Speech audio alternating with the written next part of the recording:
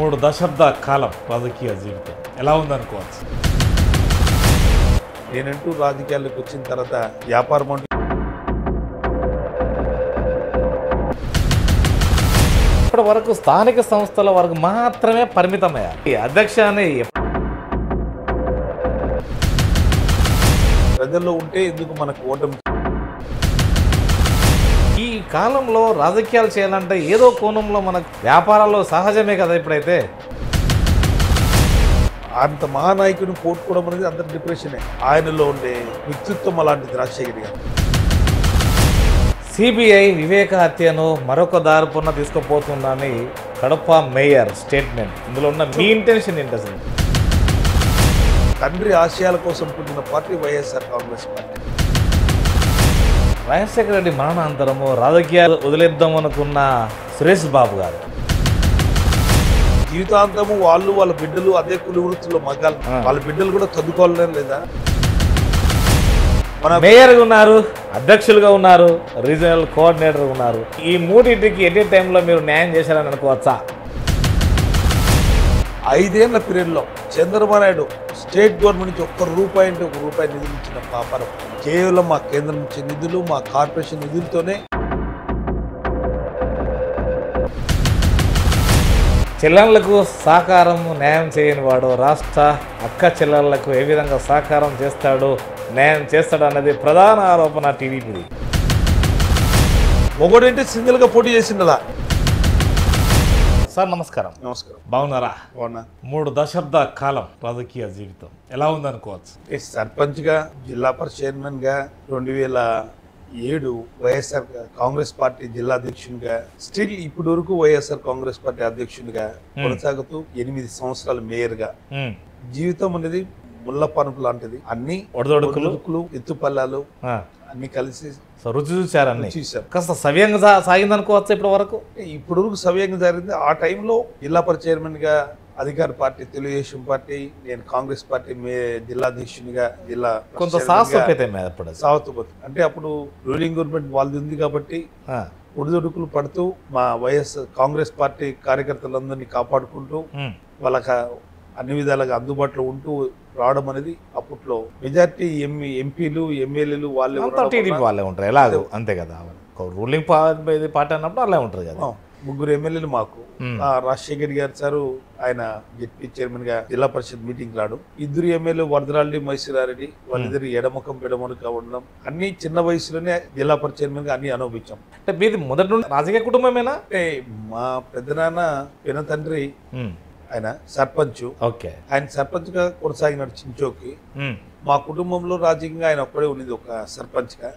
నేనంటూ రాజకీయాల్లోకి రావాలని, రాజకీయాల్లో ఒక నిష్పాతంగా వివరించాలని, ఎక్కడ కానీ కరప్షన్ దాంతో దూరంగా ఉండాలని రాజకీయం రావడంతో అప్పుడే అనుకున్నారా? అప్పుడే.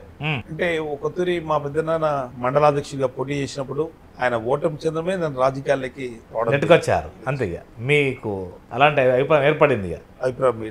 అసలు ఒకసారి ఓటమి చెందితే తప్ప మనకు కొంత అందులో మాధుర్యం అనేది దొరకదా? అంటే ఆయన ఓటమి చెందిన తర్వాత మనం ప్రజల్లో ఉండాలి. ప్రజల్లో ఉంటే ఎందుకు మనకు ఓటమి చెందుతుంది. పోరాటం చేసి ప్రజల సమస్యలు తెలుస్తూ ప్రజలతో మమ్మకమై పోవాలనే ఆలోచనతోనే రాజకీయాలకు రావడం. సో ఇప్పటి వరకు స్థానిక సంస్థల వరకు మాత్రమే పరిమితమయ్యారు. ఏంటి అధ్యక్ష అని ఎప్పుడైనా పోతున్నారు మరి? అంటే కోరిక అనేది ఎప్పటి నుంచో ఉంది. కానీ నా గాడ్ ఫాదర్ అంటే రాజశేఖర్ గారు, ఆయన 99లో నేను టికెట్ అవడం జరిగిందని. నువ్వు చిన్న వయసు, నీకు ఖచ్చితంగా రాబోయే రోజుల్లో మంచి రోజులు ఉంటే నీకు పార్టీ కోసం కష్టపడని ఆ రోజు ఎమ్మెల్యేగా నిలబడిన హనుమంతు బీసీ నాయకుడు, ఆయన నిలబడడం వలన ఆయనకి నా మద్దతు పలకడము, ఆయన అతి తక్కువ ఓటుతో ఓటమి చెందడం, రాజకీయంగా నాకు గుర్తింపు 96, 98, 99 ఎన్నికలప్పుడు. 2004లో అడస్కా కడప జిల్లా పరిషత్ చైర్మన్ బీసీ కావడం, నన్ను వరించడం, కడప రూరల్ మండలం నుంచి ఎన్నిక కావడం, నేను జిల్లా పరిషత్ చైర్మన్ తర్వాత రాజకీయంగా ఎదుగుదల అనేది జిల్లా వ్యాప్తంగా నాకు అందరితో పరిచయాలు, శాసనసభ్యులతో పరిచయాలు, 2000 ఎన్నికల్లో ప్రధాన పాత్ర వహించడం, జిల్లా పగ్గాలు తీసుకోవడం, బద్వేల్ నియోజకవర్గం ఇన్ఛార్జిగా, కడప నియోజకవర్గం ఇన్ఛార్జిగా ఉండడం, 2 గెలిచడంతో బలం పెరిగింది. రాష్ట్రంలో అధికారం కాంగ్రెస్ పార్టీ రావడం, 2000 రాజశేఖర్ గారు పిలిచి మళ్ళా జిల్లా అధ్యక్ష పదవి ఇవ్వడం. అప్పటి నుంచి 2009 వరకు కూడా నేను జిల్లా అధ్యక్షుడిగా మా ప్రీతమ నాయకుడు వైఎస్ జగన్మోహన్ గారు ఆయన ఎంపీగా నిలబడ్డం, దానికి మీరు ఇన్ఛార్జి నేను ఉండడం అని రాజంపేటకు ఉండడం, దాని ప్రకారం అన్ని కలిసి వస్తూ నన్ను రాజంపేటకు కూడా నియోజకవర్గానికి 2012లో కూడా బై ఎలక్షన్స్ ఇన్ఛార్జి పెట్టడం, అన్ని సైమల్టేనియస్ అన్ని జరగడం. నేను జిల్లా రాజకీయాల్లో కాదు అందరితో సంపాలుగా కలుపుకోవడంతో నన్ను పైకి దింపాను. వ్యాపారాలు నాకంటూ ఏమీ లేవు. మా నాన్నగారు, మా చిన్నాన్న గారు, మా అన్నదమ్ములు చేస్తున్నారు, కానీ నేనంటూ రాజకీయాల్లోకి వచ్చిన తర్వాత వ్యాపారం అంటూ ఏది లేదు. 24/7 పాలిటిక్స్, 24/7 పబ్లిక్. కానీ మీ మీద అనేక అభియోగాలు ఉన్నాయి, వ్యాపారాలు రకరకాలు అన్నిట్లల్లా ఏళ్ళు పెడతాడనే కోణం కూడా ఉన్నది కదా సార్. అంటే గిట్టని వాళ్ళు కల్పిస్తాను. నేను ఏమి వ్యాపారం చేయలేదని తెలుసు. ఈ రోజు ఏమి వ్యాపారం చేస్తున్నాను ఒకటి చూపిండి. ఒక రియల్ ఎస్టేట్ లేదు నాకు, ఒక బిజినెస్ లేదు. మా పెద్దల ఆస్తే నా ఆస్తి, ఆస్తితోనే రాజకీయాల్లో తిరుగుతున్నాం, రాజకీయాల్లో ఖర్చు పెడుతున్నాం.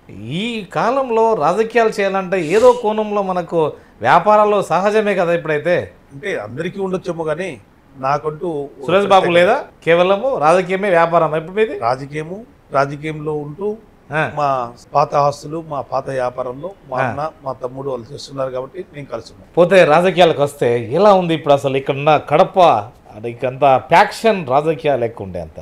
అంటే ఫ్రాక్షన్ అనేది ఎప్పుడో 25 ఏళ్ల కిందట వెళ్ళిపోయింది. మహానేత రాజశేఖర్ గారు ముఖ్యమంత్రి అయిన తర్వాత ఫ్రాక్షన్ అనేది నలుమూలన జిల్లాలో ఉన్న నలుమూలన ఫ్రాక్షన్ అంతం వచ్చించారు.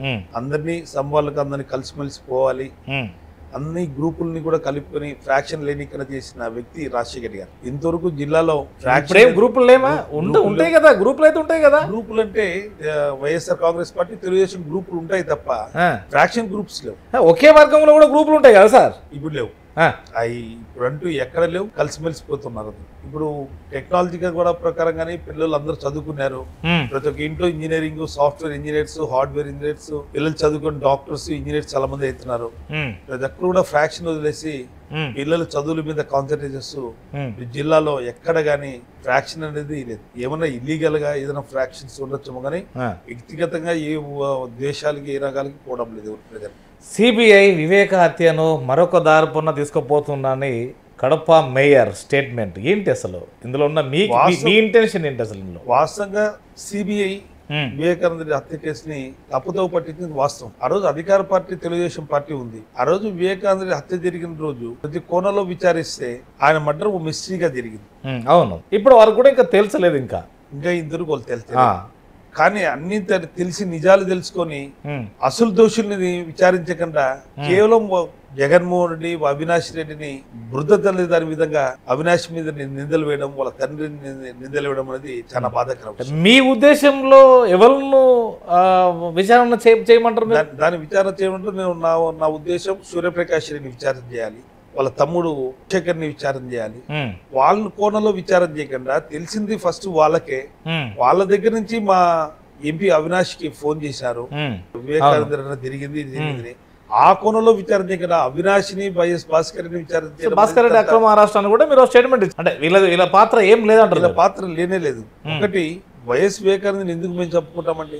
కావాలి, మా పార్టీకి గాడ్ ఫాదర్లు అంటాడు. జగన్మోహన్ ని ఒకసారి ముఖ్యమంత్రి చేసుకోవాలని మా అందరికీ పదే పదే ముందుండి నడిపించే వ్యక్తి వైఎస్ వివేకానంద రెడ్డి. అలాంటి వ్యక్తి ఎంపీ అవినాష్ రెడ్డి కోసం ముందు రోజు కూడా రాత్రి 9:30 వరకు క్యాన్వాస్ చేసిన వ్యక్తి. చాపాడు మండలంలో door to door MP Avinash కి ఓటేంటి, రఘురామ్ రెడ్డికి ఓటేంటి క్యాన్వాస్ చేసిన వ్యక్తి. అట్లాంటి ఉద్దేశంతో మా కోసం అంత చేసే వ్యక్తిని మేము ఎలా చెప్పుకుంటామండి? అనేది మీ కోణం. కరెక్ట్, వాస్తవంగా మాడుతున్నాం. సో వాళ్ళేమో అనేక రకాలుగా అనేక వేరే వేరే ఇంటెన్షన్ తో వస్తున్నారు. నిజాలు బయటపడుతున్నాయి. వివేకానంద రెడ్డి రెండో పెళ్లి చేసుకోవడం, అమ్మాయితో సంసారం చేయడం వాళ్ళ ఇంట్లో వాళ్ళు జీర్ణించుకోలేని విషయం. సూర్యప్రకాష్ రెడ్డి అయితేమి, రాజశేఖర రెడ్డి అయితేమి ఎన్నోతులు కూడా అమ్మాయిని హరాజ్ చేయడం, ఇన్ని చేయడం జరిగింది. ఆ కొనలో ఆ విచారణ చేసింటే కదా. ఎంతసేపు సిబిఐలు రాజశేఖర్ ని, సూర్యప్రకాష్ ని విచారించకుండా వాళ్ళని ఏ రోజు కానీ కోర్టులు మెట్లెక్కకుండా వాళ్ళని విచారించకపోవడం అనేది బాధాకరమైన విషయం. సో అదే మీ స్టేట్మెంట్. వైఎస్ గారితో ప్రయాణం చేశారు, ఎలా ఉంది అనుబంధం, బంధం?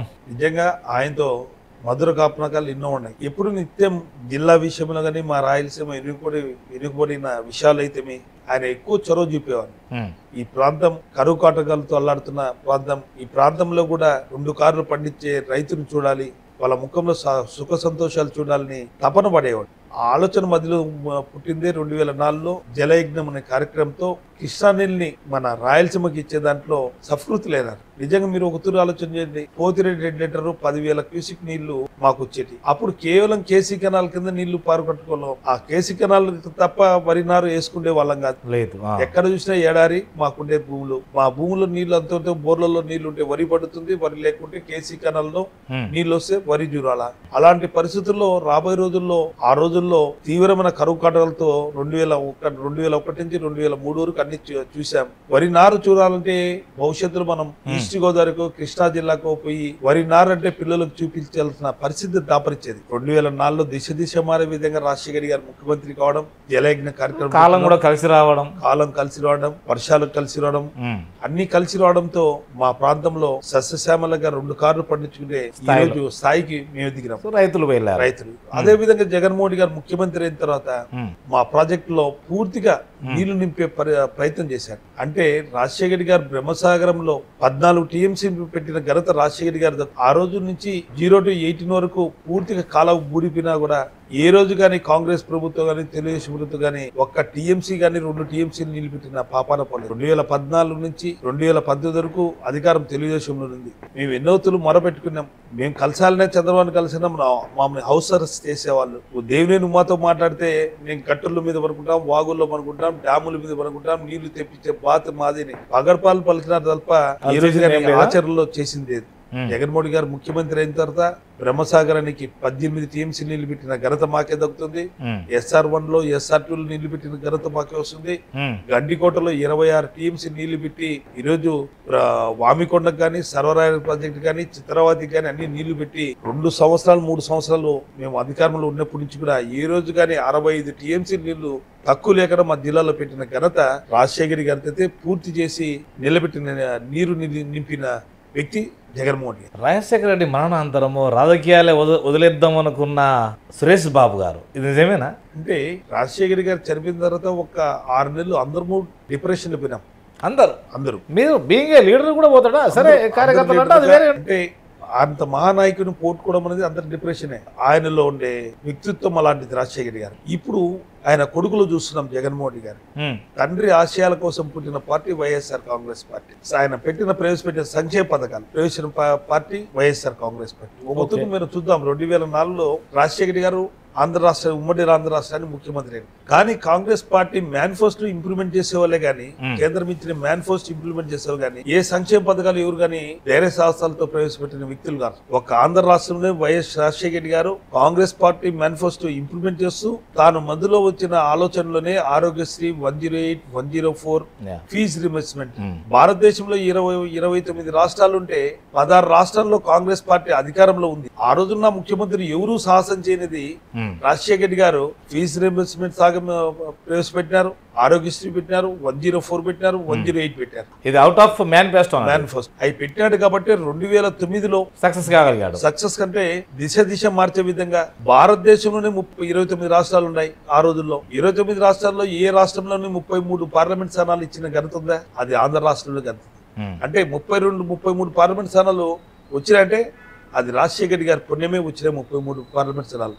ఆ రోజు మళ్ళీ తిరిగి కేంద్రంలో అధికారం వచ్చిందంటే కాంగ్రెస్ రాజశేఖర్ పుణ్యం. అంటే ఇంత మంచి చేసిన వ్యక్తి మళ్ళీ తిరిగి రెండోసారి ఆయన ముఖ్యమంత్రి ప్రధానమంత్రిని కూడా కూర్చోబెట్టిన వ్యక్తి, అత్యధిక సీట్లు 33 పార్లమెంట్ స్థానాలు గెలిచిన ఆంధ్ర రాష్ట్రము ముఖ్యమంత్రి రాజశేఖర్ గారి వల్ల వస్తే ఆయన సంక్షేమ పథకాలు కంటిన్యూ చనిపోయిన తర్వాత కొనసాగాలంటే పొమ్మని చెప్పి పొగబెట్టి జగన్మోహన్ గారిని తన తండ్రి సంక్షేమ పథకాలు కొనసాగవు, మీ తండ్రి ఈరోజు లేడు, మీ కొనసాగాలంటే కావని చెప్పింది చెప్పడం, ఆయన పొగమని పెట్టి పొగబెట్టి బయటికి పంపించడంతో వైఎస్ఆర్ కాంగ్రెస్ పార్టీ ఆ రోజే ఆవిర్భావం జరిగింది. దాని ఫలితంగానే ఈ రోజు వైఎస్ఆర్సీపీ ఆంధ్ర రాష్ట్రంలో యాత్రలో మొత్తం మీద యాత్ర 1, యాత్ర 2 అంతా చూపెట్టారు కదంతా. ఇది జరిగిన నిజాలు చూపించారు.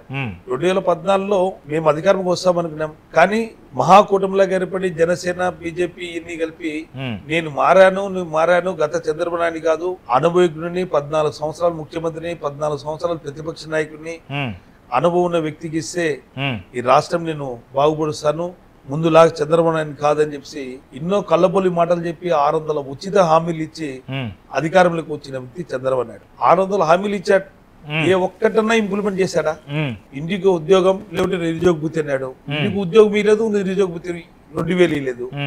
బాబు రావాలంటే మీ బంగారు రావాలంటే, మీ బంగారు రావాలంటే బాబు రావాలి అంటే అన్ని మాటలు చెప్పి ఉచిత మాటలు చెప్పి ఒక్కటి కూడా అమలు చేసిన వ్యక్తి కాదు చంద్రబాబు నాయుడు. మీకు ఒక అంశం చూపెడతాను. ఇది 2014 మేనిఫెస్టో. ఇది 52 పేజీలు ఉంటుంది మొత్తం.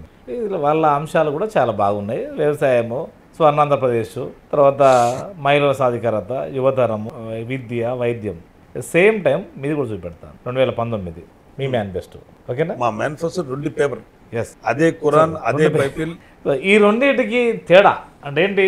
వాళ్ళు చేయలేనిది ఏంటి, మీరు చేసింది ఏంటి? ఇక్కడ మేము చెప్పిన హామీలు నవరత్నాలనే 9 హామీలతో మేము ముందుకు వచ్చాం. మేము ఎన్నికల ముందు ఒకటే వాగ్దానం చెప్పాం. మేము ఎన్నికల్లో గెలిచిన తర్వాత ఆ రోజుకి అక్క చెల్లమ్మలకి అకౌంట్ డ్రాక్ అక్క చెల్లెలకి ఎంత అప్పు ఉందో, ఎంత రుణం ఉందో, ఎంత అప్పు అయిందో అంత పూర్తిగా 4 విడతలుగా మాఫీ చేశాను. కానీ వాళ్ళు చేయలేకపోయారా? వాళ్ళు చేయలేదు, మేము చేశాం. నిరుద్యోగ యువతకు ఉద్యోగ అవకాశాలు చూపిస్తాను. 135,000 ఉద్యోగాలు గ్రామ సచివాలయ వ్యవస్థ పెట్టి సెక్రటరీలకు అందరికి తెలిసి 135,000 ఉద్యోగాలు ఇచ్చాం. వాలంటరీ వ్యవస్థ అది సపరేట్. వాలంటరీ వ్యవస్థను తీసుకొచ్చి 4,26,000 మందికి ఉద్యోగ అవకాశాలు. వాటిని కూడా ఉద్యోగాలు అంటారా దృష్టిలో? గ్రామ సచివాలయాలు వాలంటరీ వ్యవస్థ ఉద్యోగులు కాదు, వాళ్ళు ఓన్లీ జస్ట్ ఫర్ సర్వీస్ వరకే వాళ్ళు తప్ప. ఈ రోజు మీరు చూడండి, 70 సంవత్సరాలు ఎన్నో ప్రభుత్వాలు చూసాం, ఎన్నో రాష్ట్రాల్లో ప్రభుత్వాలు చూసాం. ఈ రోజు హెల్త్ కి తీసుకున్నంత శ్రద్ధ మా ముఖ్యమంత్రి గారు ఏ ముఖ్యమంత్రి తీసుకున్నారా? 56,000 పోస్టులు ఉద్యోగాలు క్రియేట్ చేసి హెల్త్ కి ఎంతో ప్రాధాన్యత. అంటే విద్యకి, వైద్యానికి, వ్యవసాయానికి 3 విధాలుగా జగన్మోహన్ ఎక్కువ ప్రాధాన్యత వ్యక్తి జగన్మోహన్ గారు. విద్య, వైద్యము ఇంకా ఈ ఎగుడు దిగుడు లేకుండా ఒకటే కోవ కిందికి ఇంకెంత కాలంలో మనం చూడవచ్చు? అంటే బీయింగే ఒక మేయర్ పిల్లలు కూడా గదే స్కూల్లో ఉండాలి, ఒక ఆర్డినరీ పిల్లలు ఒక ఆర్డినరీ స్కూల్ ఉండాలి, కలెక్టర్ పిల్లలు అక్కడికి పోవాలి, ఒక ఎంఆర్ఓ పిల్లలు, అంటే ఎవరైనా కానీ ఒకే కోవ కిందికి ఒకే స్టాండర్డ్ చదువును ఇంకెంత కాలంలో మనం చూడవచ్చు?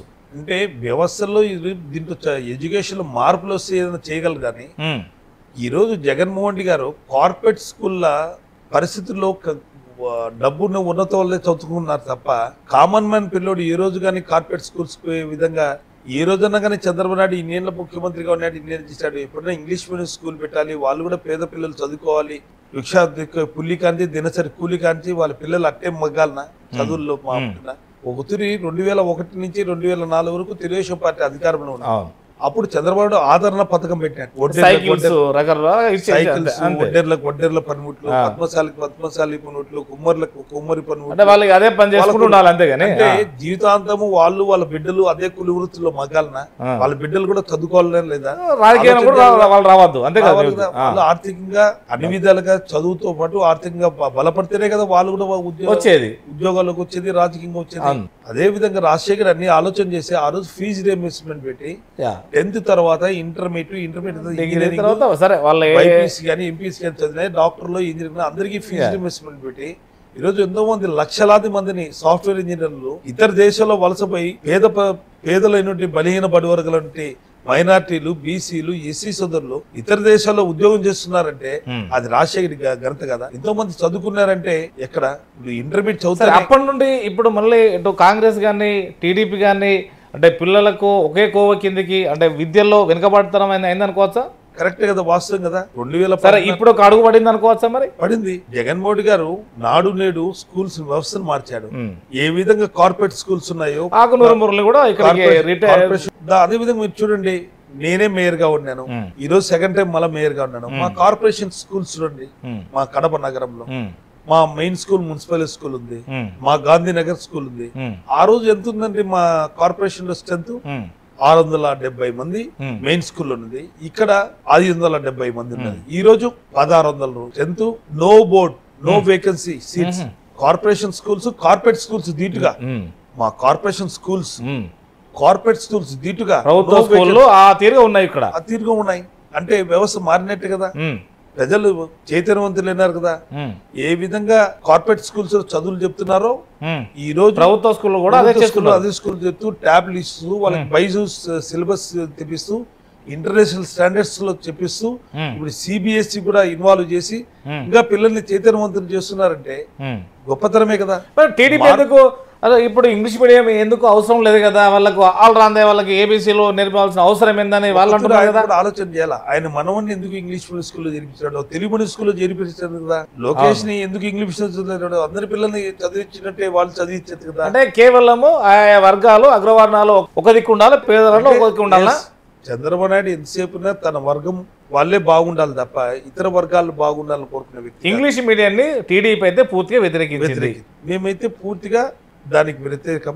పూర్తిగా వాస్తవానికి ప్రతిపక్షంలో ఉన్న వాళ్ళే ఏదే ఇంగ్లీష్ మీడియం కావాలని పోరాటం చేయాలి. వాళ్ళు ఆడ చూస్తున్నారు అంటే పేదవాడు పేదవాడిగా ఉండాలి, అగ్రవర్ణుడు బాగా డబ్బున్నట్టుగా ఉండాలి.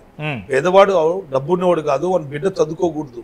అది చంద్రబాబు పాలసీ. సార్ మరి ఇక్కడ ఉద్యోగులలో కూడా వ్యతిరేకత వచ్చే భావాలు లేవా?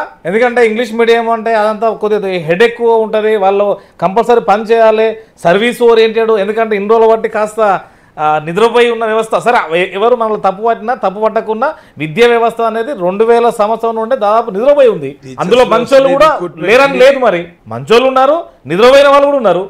నేనే కదా సీఎం గారు వాళ్ళు కూడా మార్పు తేవాలి, వాళ్ళు కూడా మార్పు తీసుకుని వ్యవస్థ విద్యా వ్యవస్థ గాడి పడాలి.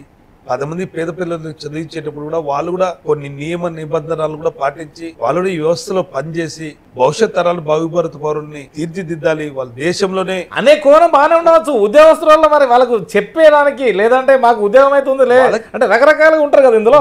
ఉన్నారు కాస్త అవస్థలు పడతారు కదా వాళ్ళైతే, ఎక్కువ ఎంత అవస్థలు పడినా గానీ ఏమన్నా గానీ వాళ్ళు కూడా మార్పు ఉంది. మేము ఇంత జీతాలు తీసుకుంటున్నాం, ఇంతమంది పేద ప్రజలకు జీతాలు తీసుకున్నామనే ఏ టీచర్ కనుక ఒకవేళ మాకు మేము ప్రభుత్వం ద్వారా జీతాలు తీసుకునే అనుకునే వాళ్ళు తప్పకుండా సర్వీస్ చేస్తారు. వాళ్ళు మటుకు ఖచ్చితంగా మార్పు వచ్చింది, టీచర్స్ వ్యవస్థలో మార్పు వచ్చింది.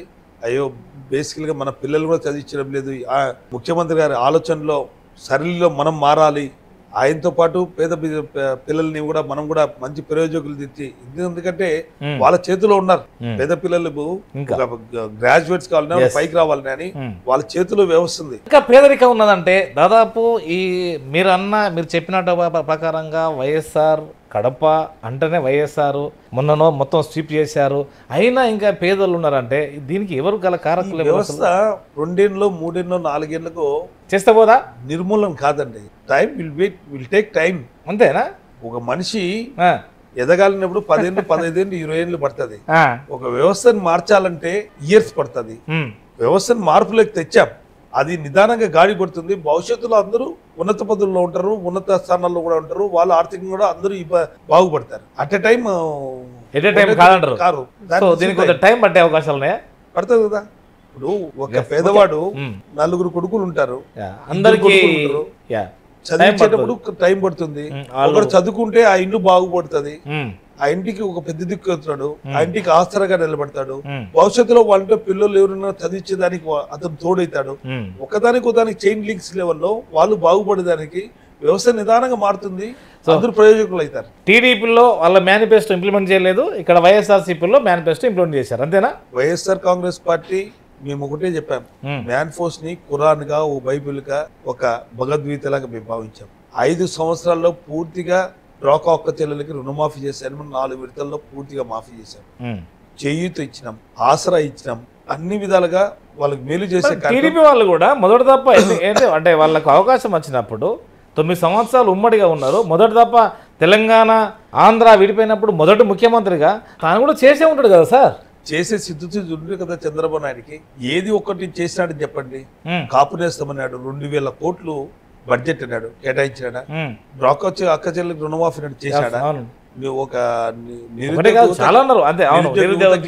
ఉద్యోగం రాకపోతే నిరుద్యోగ బిజిస్తాడు, చెప్పిన ప్రకారము జాబ్ వస్తుంది అన్నాడు, ఇచ్చాడా? చేశాడు ఏమన్నా? ఊరి కల్లిబోలు మాటలు చెప్పి రాజధాని బ్రహ్మాండం కట్టుకున్నారు కదా. మరి రాజధాని ఏడ కట్టాడండి? టెంపరీ స్ట్రక్చర్ తోనా కట్టేది? నీకు టెంపరీ స్ట్రక్చర్ సెక్రటరీ కట్టాడు, ఎంత కట్టాడు? Square feet 11,500. సరే, రాజధాని సక్సెస్ కాదు అక్కడ? రాజధాని సక్సెస్ కాదు, అది టెంపరీ కన్స్ట్రక్షన్ తో ఈ 10,000 కోట్లను నాశనం చేశావు. ఇప్పుడు 10 years ఉమ్మడి రాజధానిగా ఉండాలనే ఒక మనకు ఉడంబడిక ఉంది. అయినా ఎందుకు ఈ ఇక్కడనే మళ్ళీ చంద్రబాబు నాయుడు స్వార్థం కోసం తెలంగాణ ఓటుకు నోటు కేసులో అది కేసు కదా, కేసుకున్న ఈ రాజకీయంగా ఇక్కడ రాజధానికి సంబంధమే ఉంది. ఇక్కడ అదే విషయంలో నోటుకు కేసులో ఆడ ఇరుక్కున్నాడు కాబట్టి తెలంగాణ నుంచి ఇమీడియట్ రాత్రి ఎందుకు విజయవాడలో వచ్చి బస్సులో పనుకొని అడ్మినిస్ట్రేషన్ చేయాలి? నువ్వు 10 ఏళ్ళు రాజధానికి మనకు వచ్చి ఇచ్చినప్పుడు తెలంగాణలో ఉండి నువ్వు చేసిండాలి కదా. రాత్రికి విజయవాడకు వచ్చి ఇది రాజధాని అని చెప్పేసి నువ్వు బస్సులో కూర్చొని కొద్ది రోజులు చేసి టెంపరీ కన్స్ట్రక్షన్ కి 10,000 కోట్ల రూపాయలు వెచ్చించి రిమూవబుల్ స్ట్రక్చర్ తెలిసి కూడా 10,000 రూపాయలు గంగలో వేసినట్టే కదా లెక్క. సరే, మీరు 3 రాజధానులను మీరు బలపరుస్తున్నారా? మేము బలపరుస్తున్నాం. ఎందుకని? ఖచ్చితంగా ఒకటి ఒక తూరి చూసే మనం తెలుగు మాట్లాడే వాళ్ళందరూ తెలుగు ప్రజలందరూ కూడా ఒక రాష్ట్రంగా ఏర్పడాలి ఉండాలని అప్పుడు చెన్నై మన రాజధానిగా ఉన్నప్పుడు ఆ నుంచి 1950 కర్నూలుకి వచ్చాం. కర్నూలు వచ్చిన తర్వాత తెలంగాణలో కూడా కలిసి ఉండాలి అందరూ అని చెప్పి హైదరాబాద్ రాజధాని హైదరాబాద్ రాజధాని మా రాయలసీమ వాళ్ళు ఎంతో మంది కూడా చెమట ఉర్చి కష్టపడి హైదరాబాద్ ని ఒక మెట్టు తెలంగాణ ప్రాంతంలో లేరా? అంటే అన్ని ప్రాంతాల నుంచి ఉన్నారు కదా. అంటే మా ప్రాంతం వాళ్ళు కూడా అందరూ హైదరాబాద్ లో కాంట్రిబ్యూషన్ అందరిది ఉంది కదా. మీరు ఉదాహరణకి అరబిందో లేరు హైదరాబాద్, రాయలసీమ వాళ్ళు. ఓకే, టోటల్ గా మన పెట్టుబడులందరూ రాయలసీమలో ఉండే పెట్టుబడులు, నెల్లూరు, ప్రకాశం వాళ్ళు అందరూ కూడా హైదరాబాద్ లో మా రాజధాని హైదరాబాద్ అందరూ డెవలప్ చేశాం. అలాంటి రాజధాని మనం వదిలేసి కట్టుబట్టలతో వచ్చి విజయవాడలో ఉండడం ఎందుకు? అదేళ్ళు ఎవరు పంపించలే కదా సార్ మిమ్మల్ని? ఎందుకు పంపించలేదు? ఎవరు పంపించలేదు కదా. చంద్రబాబు రావడం తప్పు కదా. అది అట్లా చెప్పండి. కానీ అక్కడ వెళ్ళగొట్టలే కదా ఎవరు. రావడం తప్పు కదా. కావచ్చు, రాత్రి వచ్చాడు. 10 ఏళ్ళు ఉమ్మడి రాజధాని మనం కలిసి ఆడనే ఉండి 10 ఏళ్ళు నుండి ఈయన ఎందుకు రావాలి? ఈ 3 రాజుల డిమాండ్ ఏంది అసలు ఇక్కడ? అంటే ఒక సపోజ్ రేపు ఏమన్నా ఎగ్జామ్లో ఒక పేపర్ కనుక ఆంధ్రప్రదేశ్ రాజధాని ఏదంటే రాజధాని లేని రాష్ట్రంగా 2 ముఖ్యమంత్రులు చేయలేదా? అంటే ఒకటి మీరు ఆలోచన చేయండి, కాశ్మీరు, జమ్మూ కాశ్మీరు ఓకే ఎక్కడుండేదండి? ఇంకొక దాని ఎగ్జాంపుల్ నేను తీసుకుంటాను. మనము అన్ని ప్రాంతాలు డెవలప్ కావాలి, ఉత్తరాంధ్ర ప్రాంతం డెవలప్ కావాలి, కృష్ణా జిల్లా ఈ ప్రాంతం రాయలసీమ ప్రాంతం కూడా అభివృద్ధి కావాలి. అంటే రేపు ఆయా మళ్ళీ ప్రాంతాల విభేదాలు రాకుండా మా రాష్ట్రం ఇది రాయలసీమ సపరేట్ కావాలని కొట్లాడుకుంటున్నాయి. ఇదంతా మనం కల్పిస్తున్నాం. 3 రాజధానులు అన్ని ప్రాంతాల్లో హైకోర్టు కర్నూలు వస్తే ఇక్కడ ఈ ప్రాంతం అభివృద్ధి. ఉత్తరాంధ్రలో క్యాపిటల్ పెడితే ఆ ప్రాంతం కూడా అభివృద్ధి జరుగుతుంది. శ్రీకాకుళం అంతా పొడుగు ఉంటది ఎక్కువ చాలా అంతే కాబట్టి మనం చేసుకోవాలి. ఒక హైదరాబాద్ ని మనము 40-50 ఏళ్ళు కష్టపడి అంత రాజధాని చేసుకొని మనం వదులుకోవడం అనేది ఒక ప్రాంతాన్ని అభివృద్ధి చేసినట్టే కదా. అదే జగన్మోహన్ గారి ఆలోచన. ఇంకొక అంశం కూడా ఉన్నది మరి అక్కడ ఏదే అమరావతిని రాజధానిగా చేసేటప్పుడు అంతకన్నా ముందు వారికి వర్గాలకు ఇంటిమేషన్ ఇచ్చిండు రకరకాల అంటారు. నిజమేనా? ఖచ్చితంగా దాంట్లో ప్రూఫ్లు చూపించాం కదా మేము. 35,000 ఎకరాలు కొనుగోలు చేసినా గానీ ఆడ నారాయణ తీసుకున్నాడు, ఈనాడు రామోజీరావు రాధాకృష్ణ తీసుకున్నాడు, ఎంతో మంది చంద్రబాబు వీళ్ళ భూములు ఉన్నాయి కాబట్టేనా ఇప్పుడు మీ మీద అంటే బురదలుతున్నారు అనుకోవచ్చా? అంటే ఆ పత్రికలు కావచ్చు, ఆ వ్యవస్థ కావచ్చు, వాళ్ళు కొనిందని మేము రాజధాని వాళ్ళకి పెట్టకూడదని కాదు. ఆ ప్రాంతంలో బ్లాక్ సాయిల్, మంచి రైతులు పండించే పంటలు, 3 కార్లు పండించే పంటల భూములు. నిజంగా అన్ని కమిటీలు ఆడ రాజధాని వద్దు అని చెప్పినప్పటికీ రాజధాని చాలా సామాజిక వర్గం ఆడ ఉంది కాబట్టి ఆ ప్రాంతం అభివృద్ధి చేయాలి కాబట్టి చంద్రబాబు స్వార్థం కోసం చేసినాడు తప్ప బాగా అభివృద్ధి. ఇప్పుడు కొప్పుండి ఆడది కొప్పులన్నా కట్టొచ్చండి. ఆ విధంగా బాగా మనము డెవలప్ దాన్ని బాగా ఇంకా అభివృద్ధి చేస్తే ఇంకా డెవలప్ వస్తుంది. మేయర్గా ఉన్నారు, అధ్యక్షులుగా ఉన్నారు, రీజనల్ కోఆర్డినేటర్గా ఉన్నారు. ఏంటి ఈ మూడింటికి ఎట్ ఏ టైంలో మీరు న్యాయం చేశారని అనుకోవచ్చా? అంటే మా ముఖ్యమంత్రి గారు జగన్మోహన్ గారి మీద నా మీద నమ్మకం. ఈ జిల్లాలో కడప నగర్ మేయర్ గా, జిల్లా అధ్యక్షుడిగా అందరినీ కలుపుకొని ఎవరితో కాంట్రవర్షన్ లేకుండా అందరినీ కలుపుకోబోయే వ్యక్తిని కాబట్టి జిల్లా అధ్యక్షుడిగా ఇచ్చారు. జిల్లా పార్లమెంట్ కడప పార్లమెంట్ లో 7 స్థానాలు. ఎప్పటి నుంచో ముందు నుంచి కూడా జిల్లా అధ్యక్షునిగా మా 10 నియోజకవర్గాలకి 10 ఏళ్ళ నుంచి 10-15 ఏళ్ళ నుంచి జిల్లా అధ్యక్షుడు కాబట్టి రీజనల్ కోఆర్డినేటర్ కూడా చేయగలడు, చేస్తాడు అనే ఆ నమ్మకంతో నాకు ఇచ్చాడు. కాబట్టి ఈ 3 పదవులకు న్యాయం చేశారనుకోవచ్చా? న్యాయం చేస్తున్నాం. ఇప్పుడు రీజనల్ కోఆర్డినేటర్ ఒక నెల, రాజకీయంగా రీజనల్ కోఆర్డినేటర్ కావచ్చు, తర్వాత అంటూ పార్టీ అధ్యక్షుడు కావచ్చు, ఈ 2 పదవులకు పూర్తి న్యాయం చేసిన చేస్తాం. ఇప్పుడు ఉదాహరణకి మేయర్ గా ప్రజలకు ఏమైనా న్యాయం చేశారనుకోవచ్చా? ఇక్కడ 100%. అప్పటికి ఇప్పటికి ఎలాంటి తేడా ఉంది అనుకోవచ్చు? ఒక తూరి తేడా చాలా 2 దఫాలుగా మీరు మేయరు. అవును, 2014 నుంచి 2018 మేయర్. అప్పుడు అధికారం తెలుగుదేశం పార్టీ ఉంది. నేను మేయర్ గా ప్రతిపక్షంలో ఉండి వైఎస్ఆర్ కాంగ్రెస్ పార్టీ మేయర్ గా నేర్చుకున్నా.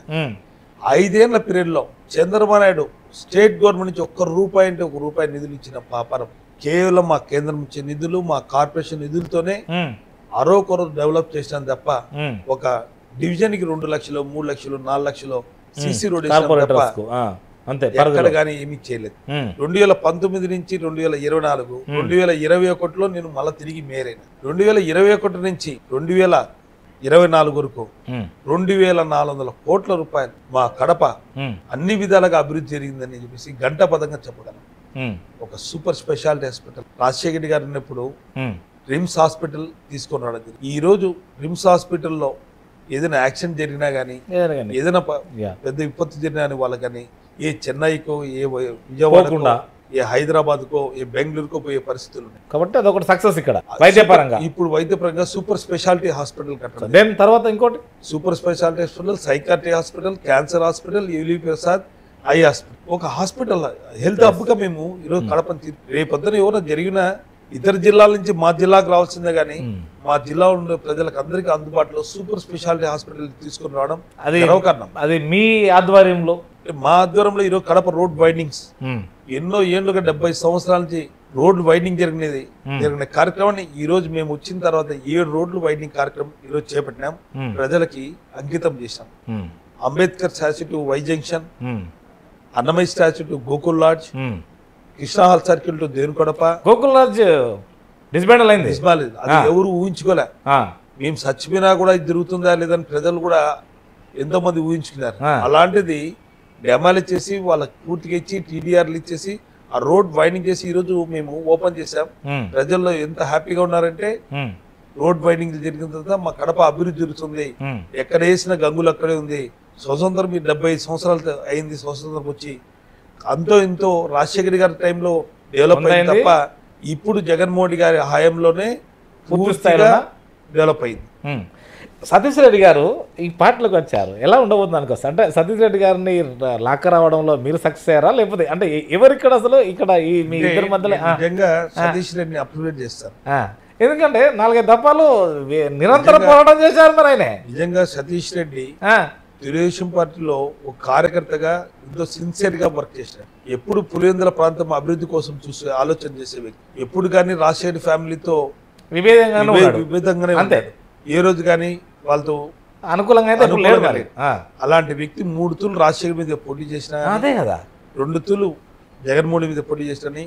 ఈ 5 సంవత్సరాల్లో జగన్మోహన్ గారిని ఆలోచనలు, జగన్మోహన్ గారి చేస్తున్న అభివృద్ధి కార్యక్రమంలో, సంక్షేమ పథకాలు.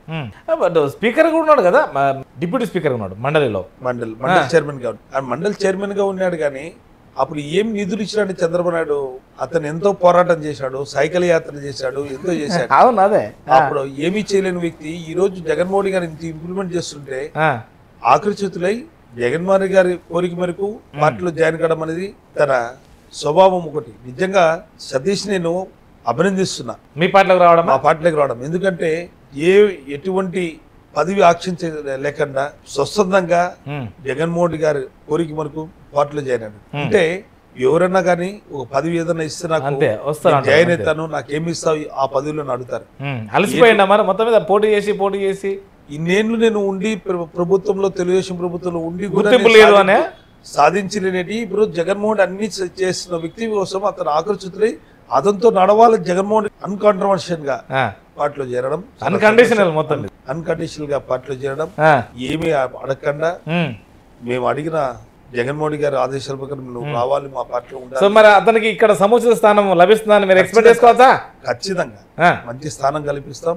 రానున్న కాలంలో అతను పార్టీ కోసం సిన్సియర్ గా ఏ విధంగా తెలుగుదేశం పార్టీలో సామాన్య కార్యకర్తకు పనిచేశాడు, ఇప్పుడు మా పార్టీలో చేరినా అదే విధంగా పనిచేస్తాడు, మంచి గుర్తింపు తెచ్చుకుంటాడు. చెల్లెళ్లకు సహకారం న్యాయం చేయని వాడు రాష్ట్ర అక్క చెల్లెళ్లకు ఏ విధంగా సహకారం చేస్తాడు న్యాయం చేస్తాడు అన్నది ప్రధాన ఆరోపణ టీడీపీది. ఒకటి షర్మిలమ్మ అంటే రకరకాలు కూతురు మా ఎన్నికల్లో ఆమె ఎంతో సహాయ సహకారాలు మా పార్టీకి చేసింది. మొదటి తప్ప అది, రెండో తప్పకుండా ఇప్పుడు చేయట్లేదు కానీ నేనది 14లో చేసింది, 19లో చేసింది. అవును, తాను జైలు ఉన్నప్పుడు మాత్రం పూర్తిగా ఆమె బరువు బాధ్యతలు నడిపింది. మా స్ఫూర్తి కూడా ఉంది దాదాపు అందరికి, అందరికి కూడా ఆమంటే ఒక గౌరవం. కానీ అటేమో తెలంగాణ కోడలు అన్నది, ఇటు ఆంధ్ర ఆడబిడ్డ అంటుంది. అంటే 2 నాలుకలు దొరికి, అంటే కేవలం షర్మిలమ్మ ఎప్పుడు చంద్రబాబు నాయుడుతో సవాసం చేసిందో 2 నాలుకలు దొరలు అయిపోయిందాం. అంటే చెప్పుడు మాటలు వినడం ఆమె అలవాటు అయిపోయింది. ఇప్పుడు షర్మిల రావడము ఎవరికి మేలు జరుగుతుంది? చంద్రబాబుకు జరుగుతుందా, జగన్ గారికి జరుగుతుందా? ప్రవర్తన ఆమె కలిసిన వ్యక్తితో చూస్తే మాకే మేలు జరుగుతుంది. ఎందుకు ఒక అన్నా చెల్లెలుగా ఉండి మా పార్టీని కూడా వైఎస్ఆర్ కాంగ్రెస్ పార్టీని నడిపించిన వ్యక్తి బద్ద శత్రువు నుండి చంద్రబాబు నాయుడు, వైఎస్ఆర్ కాంగ్రెస్ పార్టీ బద్ద శత్రువు నుండి తెలుగుదేశం పార్టీ లీడర్ తో ఇండైరెక్ట్ గా చేతులు కలిపిందంటే మనకేమైనా ఆధారాలు ఉన్నాయా? ఇండైరెక్ట్ గా కలిపిందని ఏం ఆధారాలు లేవు కదా, ఆరోపణలే కదా. ఆరోపణలు ఏముంది? కాంగ్రెస్ చంద్రబాబు నాయుడు ఎప్పుడో కుళ్ళినారు. మరి ఏది జగన్ వదిలిన బాణం అంటారు కదా. ఇప్పుడు జగన్ వదిలిన బాణం కాదు కదా, ఇప్పుడు చంద్రబాబు నాయుడు వదిలిన బాణం మా మీదకి కావచ్చు. కానీ కాకపోతే మేలైతే మీకే జరుగుతుంది కదా. మేలు మాకు జరుగుతుంది, అపకీర్తి వాళ్ళకి జరుగుతుంది రానున్న కాలంలో. ఇప్పుడు సిట్టింగ్లను మార్చడము, కేవలం ఎక్కువ సిట్టింగ్లో మార్చడము, లేదంటే ట్రాన్స్ఫర్ చేయడము ఏంటి అంటే తెలంగాణలో ఎన్నికల తర్వాత అక్కడ ఫలితాలు అక్కడ కేవలము సిట్టింగ్లను మార్చకపోవడం వల్లనే ప్రభుత్వం విఫలమైంది అనే కోణంలో ఇక్కడ ఏమన్నా ముందస్తు తొందరపడుతున్నా అనుకోవచ్చా? అంటే అంత మా జగన్మోహన్ గారు అన్ని ఆలోచన చేసే టికెట్ ఇస్తాడు. అంటే అక్కడ ప్రభావం ఇక్కడ పడుతుందా నేనా ఉద్దేశం? ప్రభావం ఇక్కడ పడుతుందని కాదు, ఇక్కడ స్ట్రాటజీస్ ఆయన పాటిస్తున్నాడు తప్ప తెలంగాణ స్ట్రాటజిక్స్ ఇక్కడ పాటించే అలవాటు మా ముఖ్యమంత్రి గారికి లేదు. మా ముఖ్యమంత్రి గారు అన్ని సర్వేలు చూస్తున్నాడు. సర్వేలు, క్యాష్ ఈక్వేషన్స్, ప్రజాబలం ఉండే వ్యక్తి అన్ని కోణాల్లో చూసి ఎక్కడ మారుస్తే ఏ మనిషి ఎలా ఉంటుంది ఎలా ఉంది అన్ని టార్గెట్ చూసుకునే ఇస్తున్నాం. వైనాట్ 175 గెలిచేదానికి ప్రయత్నంలోనే ఈ మార్పులు చేస్తున్నాం. ఇక్కడ మార్పులు చేయడం సహజం, ఓకే అనుకుందాం. కానీ ఎవరికైతే వాళ్ళకు టికెట్ వస్తలేదని భావిస్తారో ఇమ్మీడియట్లీ ఇంకొక పార్టీకి పోతున్నారు. అక్కడ ఆ పార్టీలో ఉన్నటువంటి అంతకన్నా ముందు నాయకులు ఎవరో ఒకరు అక్కడ జెండా అయితే మోసి ఉంటారు కదా, వారికి ఇక నాకు ఇప్పుడు అవకాశం వస్తుంది కావచ్చు అని ఎదురు చూసే వాళ్ళకు నష్టం జరగదా? నష్టం జరుగుతుంది. అది ఒకవేళ ఆ పార్టీ నుంచి ఈ పార్టీకి వచ్చినా కానీ ఏ పార్టీలో కానీ అట్లా నష్టం జరుగుతుంది కదా. నష్టం జరుగుతుంది. దాని కార్యకర్తలే దాన్ని కలిసికట్టుగా చేసుకుంటారు. ఇక్కడ పదవి ఓటుతోనే ప్రతిపక్షం పార్టీకి మరి వాళ్ళకు క్యాండిడేట్ లేరా లేకపోతే ఇంకోళ్ళు లేరా? ఏది స్వాగతం వాళ్ళకి ఎంబడే డిక్లేర్ చేయడం ఇదేంది? అంటే మా పార్టీ నుంచి పోయినాడంటే ఆ పార్టీ వాళ్ళు చేర్చుకోవడం అనేది చాలా హీనమైన చర్య.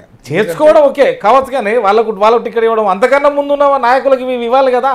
అంటే ఆ పార్టీలో ఆ జెండా మోసిన నాయకులకు ఆ జెండా మోసిన పార్టీ చూసుకోవాలా, వాళ్ళ విజ్ఞతకు వదులుతాం ఆ విషయం. మా పార్టీలో అయితే మేము నొప్పించి నువ్వు వాడికన్నా పోయి ఇది వేరే క్యాండిడేట్ ఇది నీకు పరిస్థితి బాగాలేవు అని చెప్పి చేస్తున్నాం తప్ప మేము బయటికి గెంటేయడం అనేది జరగదు. ఈసారి ఎన్నికలకు ఏ విధంగా సిద్ధమవుతున్నాను అనుకోవచ్చు? అంటే ఆయా పార్టీలు వాళ్ళకు ఉనికిని కాపాడుకోవడానికి సాహసోపేతమైన ఎన్నికలు అయితే ఇప్పుడు జరిగే అవకాశాలు ఉన్నాయి కాబట్టి అటు బీటెక్ రావి కావచ్చు, ఇటు మీకు సతీష్ రెడ్డి కావచ్చు, సరే ఇక్కడ ఎవరిది బలం ఎక్కువ ఉండబోతుంది అనుకోవచ్చు? అంటే పులేందుల వరకు చెప్తున్నాం, ఇది వైఎస్ఆర్ జిల్లా, వైఎస్ రాజశేఖర్ గారు ఎప్పటి నుంచో వాళ్ళు ఓటమెరిగిన నాయకులు, వాళ్ళని నమ్ముకుంటే ఈసారి కూడా క్లీన్ స్వీప్ అవుతుందా? అవుతుంది. ఎట్లా సార్? అది సాధ్యం కాదు కదా. ఏది ఉంది మీ దృష్టి ఏది గెలుస్తుంది? ఏది లేదు, 10కి 10 మేము గెలుస్తాం. అవునే మేము వాళ్ళు అంటే ఇక్కడ జనసేన కావచ్చు, టీడీపీ కానీ అటు బీజేపీ కానీ ముగ్గురు కలిసికట్టుగా వస్తుంది కదా సార్. ముగ్గురు కలిసికట్టుగా 2014లో వచ్చారు. ఆ రోజు గెలిచలేదు, 10కి 9 గెలిచాం. 2019లో విడిగా పోటీచారు, 10కి 10 అబ్జల్యూట్ మెజార్టీతో గెలిచాం. ఇద్దరు కలిసి వచ్చినా ముగ్గుమడిగా వచ్చినా ఒకరు సింగిల్ గా వచ్చినా వైఎస్ఆర్ జిల్లా అనేది ఇప్పుడు వైఎస్ కుటుంబానికి పెట్టిన పెట్టు. ఇక్కడ ఉండే ప్రజలు గాని అందరు గాని అభిమానించే వ్యక్తులు వైఎస్ కుటుంబం ఎప్పుడు గాని కంచుకోట లాంటిది వైఎస్ఆర్ జిల్లా వైఎస్ఆర్ కాంగ్రెస్ పార్టీకి 10కి 10 అబ్జల్యూట్ గా బంపర్ మెజార్టీతో గెలిచిపోతున్నాం. కేవలం అప్పువాటుకు వచ్చి పేద ప్రజలకు పంచడంతో 10కి 10 గెలుస్తారా అనేది టీడీపీ ప్రధాన ఆరోపణ.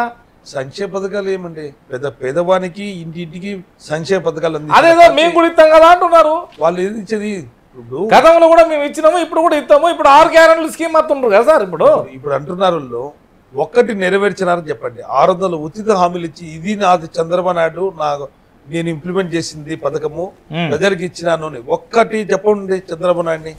నేను ఇది చేశాను, నేనే ఆరోగ్యశ్రీ రాష్ట్రంలో ప్రవేశపెట్టింది, ఆరోగ్యశ్రీని ఇంప్లిమెంట్ చేసింది నేనే అని ఒక్క పథకం, ఏదో ఒక పథకమా, ఏ పథకమన్నా ఒకటి పెట్టాడా?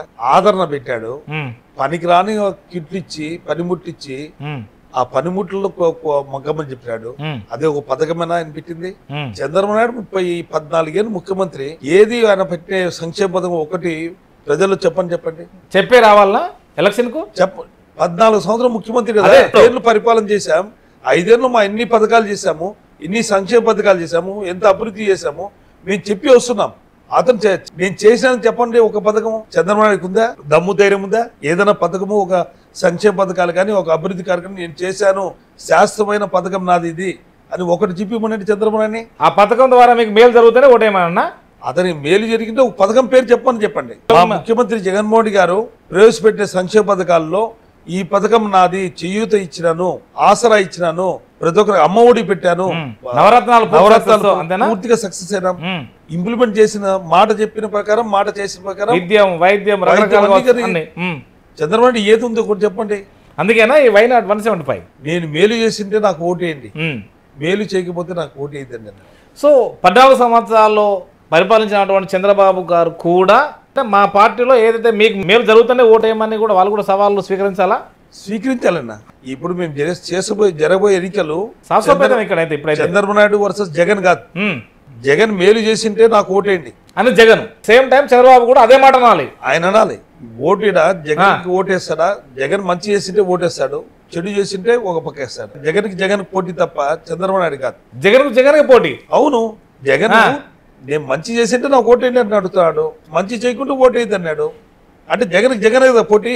ఒకవేళ చంద్రబాబు గారు కూడా ఒకవేళ ఏది పోటీ అనుకుంటే నా ప్రభుత్వం వల్ల మేలు జరుగుతూనే ఓటేయమనాలి ఇప్పుడు. అంతే కదా. నేను ఏదైనా ఒక పథకం పెట్టాను, శాశ్వతమైన పథకం పెట్టాను, నాకు ఓటేయండి అని అడగమని చంద్రబాబు నాయుడు ఒక పథకం ఏదైనా ఉందేమో, ఏదైనా ఒక పథకం ఉంది ఆయన పెట్టింది. సరే, వైనాట్ 175 సాధ్యమా? మీ ప్రకారంగా ఎన్ని సీట్లు వస్తాయి అనుకోవచ్చు అసలు ఆంధ్రలో?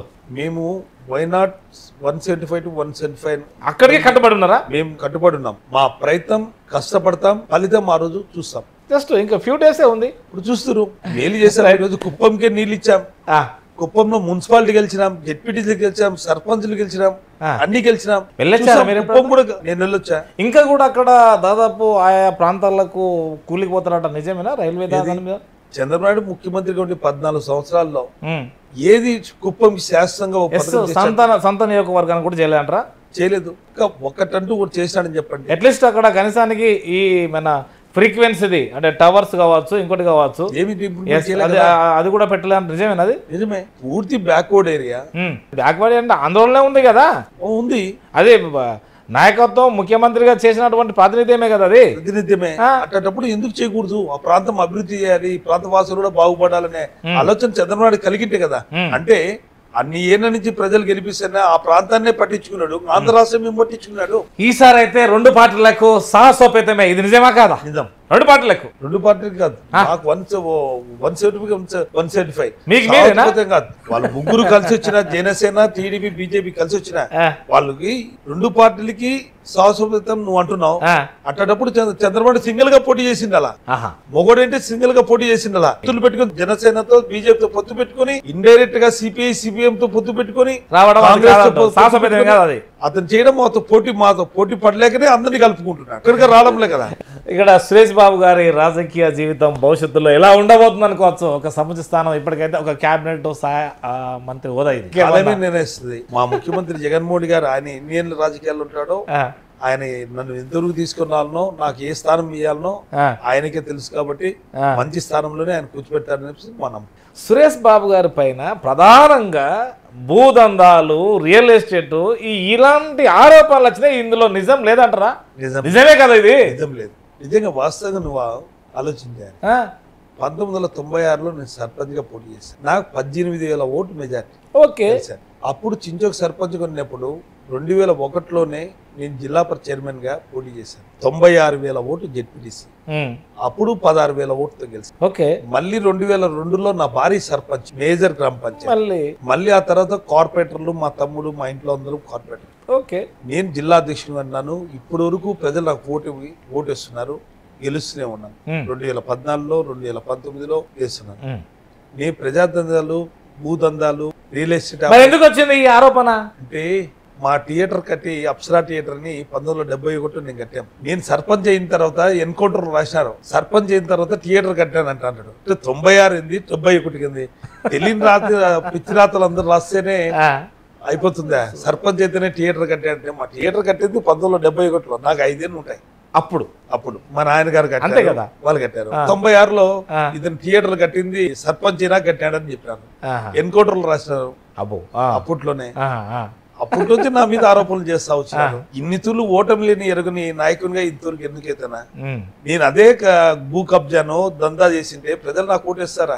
సో ఇక్కడ ప్రధానంగా మీ పైన ఎంత బాగా ఉన్నది అంటే మీది అటు జిల్లా అధ్యక్షుడు కాబట్టి ఇప్పుడు 10కి 10 మీరు గెలుచుకునే అవకాశాలు మీ పైన ఉన్నాయి అనుకోవచ్చా? ఖచ్చితంగా. మా పార్టీ శ్రేణులు, కార్యకర్త, మా అనుబంధ సంఘాల లీడర్లు, మా పార్టీ లీడర్లు అందరూ కూడా నా మీద నమ్మకంతో అందరూ భరోసా ఉంది. అందరూ కలిసికట్టుగా చేస్తారు. 10కి 10 స్థానాలు. అంటే మీకు 10కి 10 మీద ఉందా, లేదంటే కొన్ని నియోజకవర్గాలకి రీజనల్ కోఆర్డినేటర్ గా మళ్ళీ ఎంపీ స్థానాలు కూడా ఖచ్చితంగా గెలుస్తాం. అన్నిటిలో మీ యొక్క పాత్ర ఉండబోతుంది. ఏ జెండా ఎగురుతుంది ఆంధ్రప్రదేశ్ లో అంటే ఏం చెప్పబోతారు? ఈయన ఒకే అజెండా, జెండా ఒకటే. వాళ్ళు 3 జెండాలు పట్టుకుని వస్తున్నారు. వైఎస్ఆర్ కాంగ్రెస్ సిద్ధాంతం. మరి వాళ్ళు సంసిద్ధం అంటారు కదా. అయితే వాళ్ళు అంటారు సిద్ధానికి మేము సంసిద్ధం. వాళ్ళు ఆడలేని మద్దతు ఉన్నట్టు 3 వేషకాలు వేసుకుని వస్తున్నారు. సీట్లు పంపకాల్లోనే కొట్లాడుకుంటారు. అయిపోయింది. బీజేపీతో కలిసినారు, జనసేన. ఇంకా కడపలో ఇంకా పూర్తిగా డిక్లేర్ చేయలేదు, అంతే కదా? ఇంకా డిక్లేర్ చేయలేదు. వాళ్ళు 10కి 10 డిక్లేర్ చేయలేదు. వాళ్ళు ఎంత కదా, ఎట్లా వాళ్ళైతే కలిసి వచ్చినా ఎంత చేసినా మా అజెండా, మా సిద్ధాంతాలు ఒకటే. జగన్మోహన్ గారు మళ్ళీ తిరిగి ముఖ్యమంత్రి కావడం ఖాయం. మీరు చూశారు కదా, సురేష్ బాబు గారు పూర్తి స్థాయిలో ఒక ధీమ మాత్రం వ్యక్తం చేశారు. అది కాలమే నిర్ణయిస్తుంది. మేము కూడా మీకు ఒక ప్రధానమైన అంశాన్ని మా ద్వారా మీకు తెలియజేస్తున్నాము. అంశం ఏంటంటే ఎలక్షన్ సీజన్ అనడంతోనే అంటే ఇందులో అన్ని రకాలు ఉంటారు. ఇచ్చేవారు ఉంటారు, తీసుకునేవారు ఉంటారు, రకరకాల మనుషులు ఉంటారు. కాబట్టి ఓటు చాలా విలువైనది. ఆ ఓటును మీరు మీ తరాల భవిష్యత్తుకు కన్స్ట్రక్షన్ చేసేటువంటి ఓటు విలువ. గత 75 ఇయర్స్ కనుక చూసుకుంటే మీ తాతలు ఓట్లేశారు మీ తండ్రుల కొరకు, మీ తండ్రులు ఓట్లేశారు మీ కొరకు, మీరు ఓట్లేస్తున్నారు మీ పిల్లల భవిష్యత్తుకు, ఓటు వేశారు, వేయబోతున్నారు మీ పిల్లల భవిష్యత్తు కొరకు. చట్టసభలకు పంపించి ఆ చట్టాలను తయారు చేసి అది కూడా మన పిల్లల భవిష్యత్తు కొరకు నిర్మాణం చేసేటువంటి నాయకులను మీరు మీ ఓటు ద్వారా వేయబోతున్నారు. మరి అలాంటప్పుడు ఈ బురద అంటింది, అది అంటించారా అంటే ఇంకెవరెవరు చేశారనేది కాకుండా మీ కుటుంబాలను ఈ విధంగా చేసేవారు. ఇది కాదు, ఇది ఒక రోజుది. ఇది మీరు కనుక ఆర్థికంగా బలోపేతం అయితే ఇంకొకరికి సహకారం చేసే అవకాశాలు ఉంటాయి. కాబట్టి అలాంటి పార్టీలు, అలాంటి నాయకులను మీరు మాత్రమే ఎంపిక చేసుకోవాల్సిన అది మీకే అవకాశం ఉంటుంది. కాబట్టి అది చాయిస్ ఇస్ యువర్స్. నమస్కారం సార్.